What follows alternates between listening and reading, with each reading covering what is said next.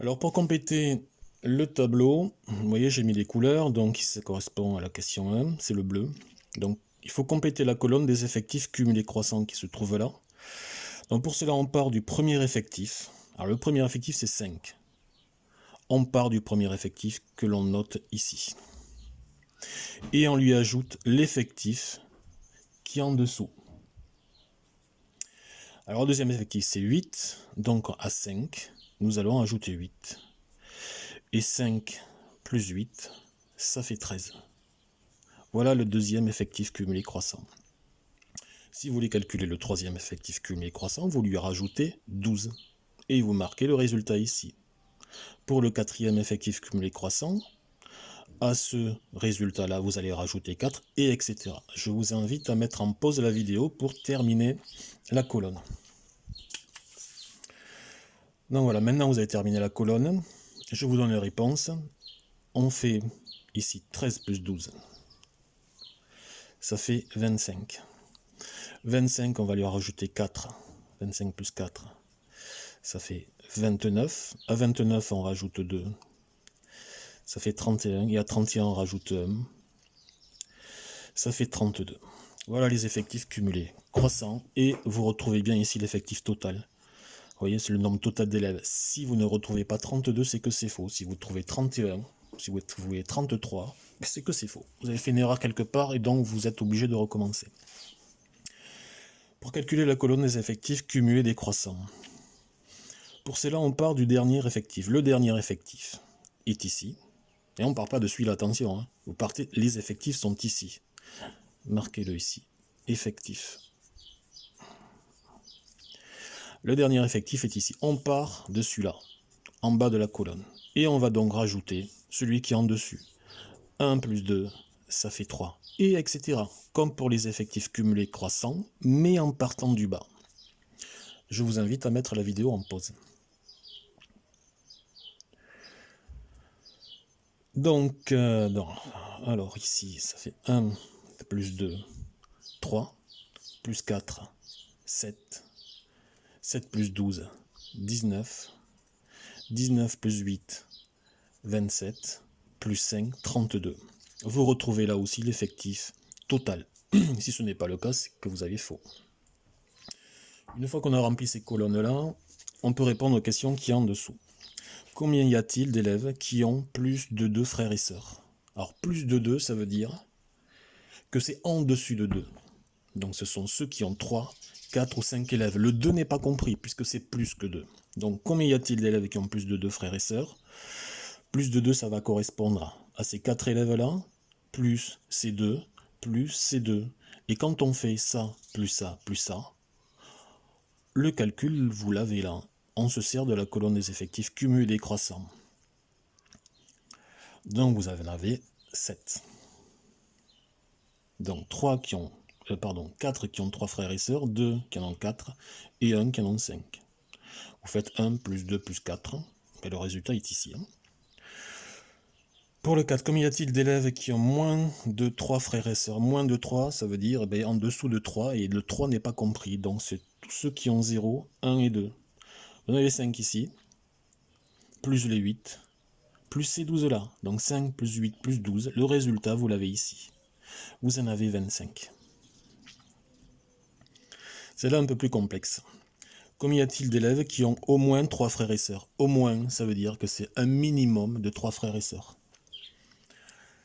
Ça veut dire que c'est tout ce qui est en dessus de 3, et donc le 3, c'est une valeur minimale. Un minimum de 3, ça veut dire que vous avez forcément 3 élèves au minimum, 3 frères et sœurs au minimum, ou 4, ou 5. Donc il va falloir additionner ces 4 élèves qui ont au minimum de 3, plus ceux qui ont 4 frères et sœurs, et plus celui qui en a 5.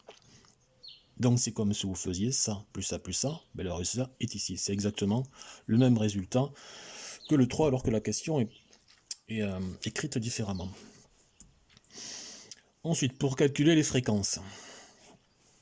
Les fréquences sont les pourcentages. Ça, vous savez déjà faire. Donc ça correspond à chaque effectif. On calcule en prenant chaque effectif et en divisant par l'effectif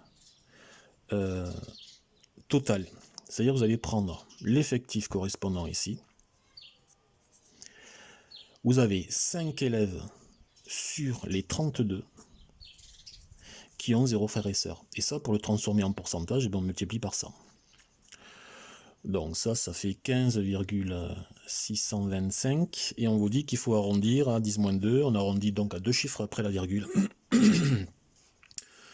Donc dans ce cas-là, comme ça tombe pile entre 0,62 et 0,63, vous arrondissez soit à 62, soit à 63. Et vous faites pareil pour le deuxième. Vous avez 8 élèves qui ont un frère et sœur, un ou une frère et sœur, donc vous allez faire 8 sur les 32 fois 100. Je vous invite à mettre la vidéo en pause pour effectuer la colonne. Donc maintenant, je refais le deuxième calcul. 8 sur 32 fois 100, ça fait 25%. Et etc. Hein. Vous le faites pour toutes les colonnes. Je marque simplement le résultat. Ça, ce sont des choses qu'on a déjà faites. Donc pour le troisième effectif, ça fait 37,5, 12,5, 6,25. Et là, 3,12. Si vous faites le total des fréquences, moi je trouve 99,99%. Vous devez forcément trouver quelque chose qui est très proche de 100, à quelque chose près. Si vous trouvez 99,95 c'est bon, si vous trouvez 100,03 c'est bon, ou 100,1 c'est bon, tout dépend de l'arrondi que vous avez fait. Maintenant, si vous trouvez 98, c'est pas bon. Si vous trouvez quelque chose de l'ordre de 102, c'est pas bon non plus, vous avez fait une erreur. Vous recommencez pour savoir où est-ce qu'elle est. La question 7. Le mode d'une série statistique est la valeur de la variable qui a l'effectif le plus grand. On va chercher la valeur ici, qui va correspondre à l'effectif le plus grand ici. Quel est l'effectif le plus grand? Attention, ne prenez pas l'effectif total. Hein. L'effectif total, c'est à part. Ça ne correspond pas à une valeur de variable particulière, c'est quelque chose qui est un peu à part. Donc, l'effectif le plus grand, c'est 12.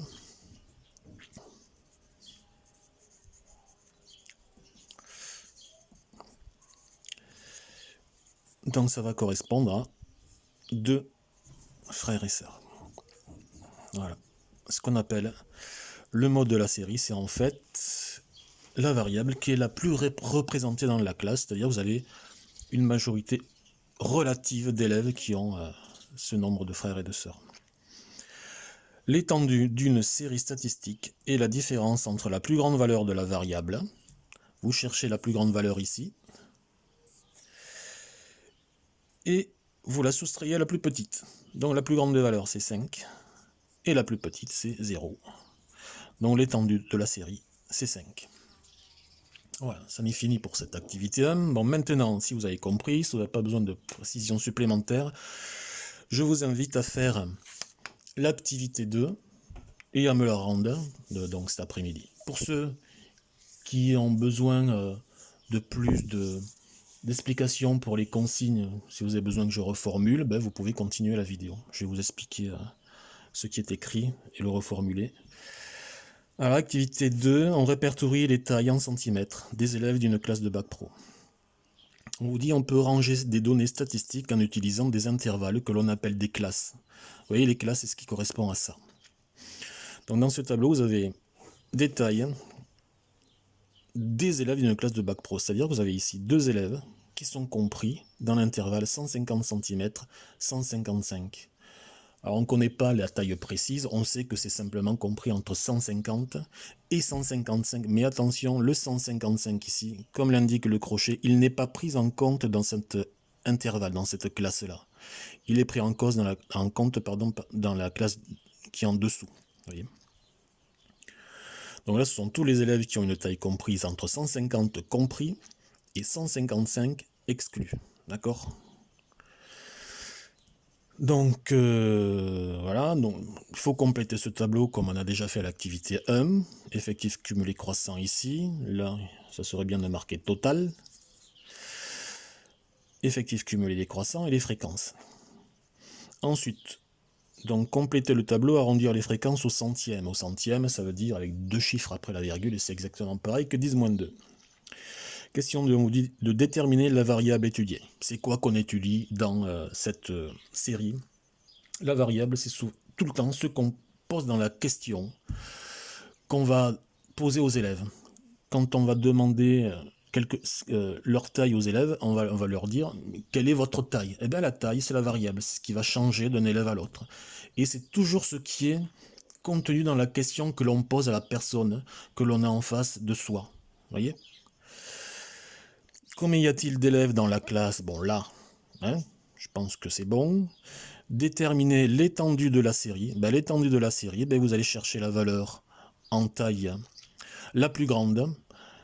Alors la plus grande, c'est forcément 185. Là, on est obligé de la prendre en compte celle-là. Ouais. Et bon, la plus petite, vous allez déterminer laquelle c'est. Pour le 6, alors la classe modale, c'est exactement pareil que le mode. À part que là, comme on fonctionne avec des classes, on parle de classe modale plutôt que de mode. Déterminer le nombre d'élèves qui ont une taille supérieure à 170 cm inclus. Donc chercher le nombre d'élèves correspondants. Déterminer le nombre d'élèves qui ont une taille au moins de 165. Faites attention ici, il y a un problème de français, c'est au moins de 165, c'est-à-dire c'est un minimum de 165. D'accord? Faites attention, c'est un peu comme tout à l'heure. Déterminer le nombre d'élèves qui ont une taille comprise entre 155 et 170 cm, mais non inclus. Le 170 cm ne doit pas être inclus. Donc regardez les tailles qui correspondent, le nombre d'élèves qui correspond à ça. Ensuite, déterminer le pourcentage d'élèves dont la taille est comprise dans l'intervalle 155-170, c'est-à-dire exactement dans cet intervalle-là. Donc vous allez déterminer le pourcentage correspondant à ce nombre-là. Voilà. Bon, mais ça sera tout pour aujourd'hui. J'espère que tout va bien se passer. En tout cas, je me tiens à votre disposition. On se retrouve tout à l'heure pour ceux qui ont des difficultés. Allez, bonne journée. À plus.